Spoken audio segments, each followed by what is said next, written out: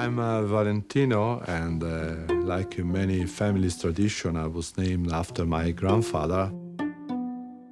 I came in the company just after school and the army in the early 90s. I did a textile school, so I had plenty of new ideas. At the time, we bought competitors, so I had a brand new company to play with. And one of the things that I always have to recognize to my father, he never really gave me any limits. I could really experiment a lot. I could try my way.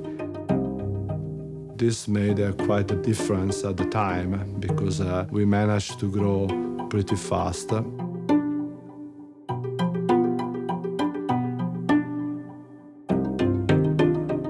My father really is one side an artist, a musician, a painter, and on the other side an engineering, a mechanics, electronics.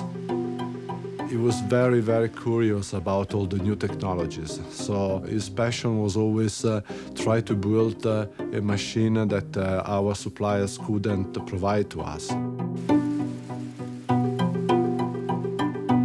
I still remember a lot of weekends that instead of going somewhere, I used to follow my father in the factory. Being a genius, he was very disorganized, so he had tools all over the places, and was typical asking me or my brother, I need that tool, and we'd say, geez, now where to get the tool? You know? Going back and say, sorry, Pa, I couldn't find it. It was not an option. So we really learned to get smart early in life, just to avoid to be shouted. You know? But I have to say, I learned a lot just simply looking at him working.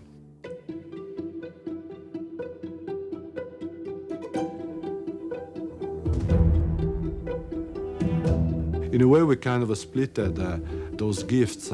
I'm more the artist of the family. I was doing the design when my brother got the engineering side. You know?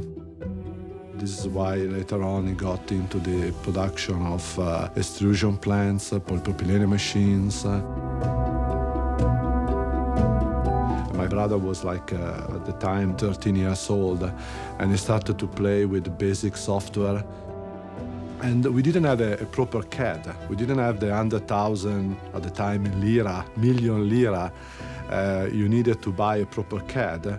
But we made our own CAD from Amiga 2000. This really changed completely our capability to compete into the market because we could create all the design we wanted at a very low cost.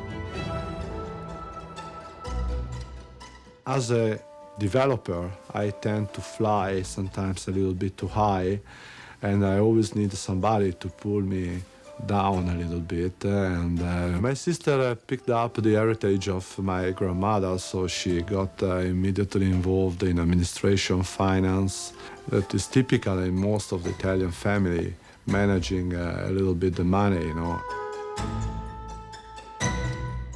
One of the things that always was our advantage and our limit in the family, that we never really did any investment without being sure that we had the money to do it.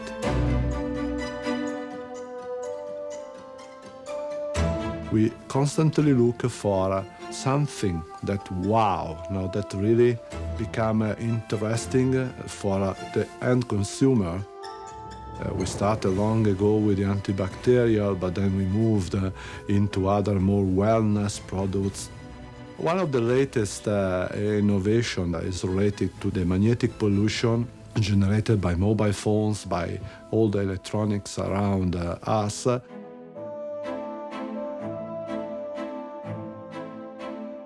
Actually, this gave us really a starting point to develop a new technology, Biotune. The idea is to keep developing and researching because we really have to be focused on something that really works and really helps the people to have, in our case, a better rest. Stellini was born like a really local company.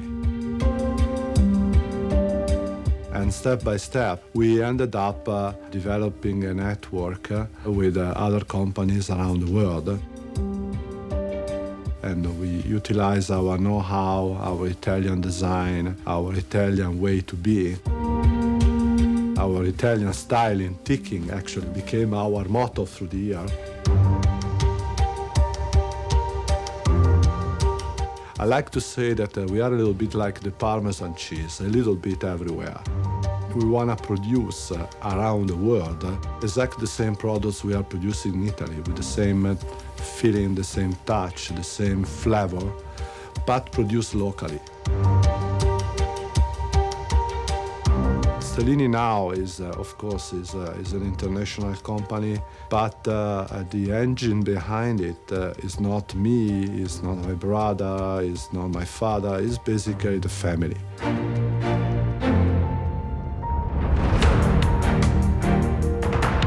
We have a lot of hope in our new people that we are hiring around the world. We try to transmit this feeling to them.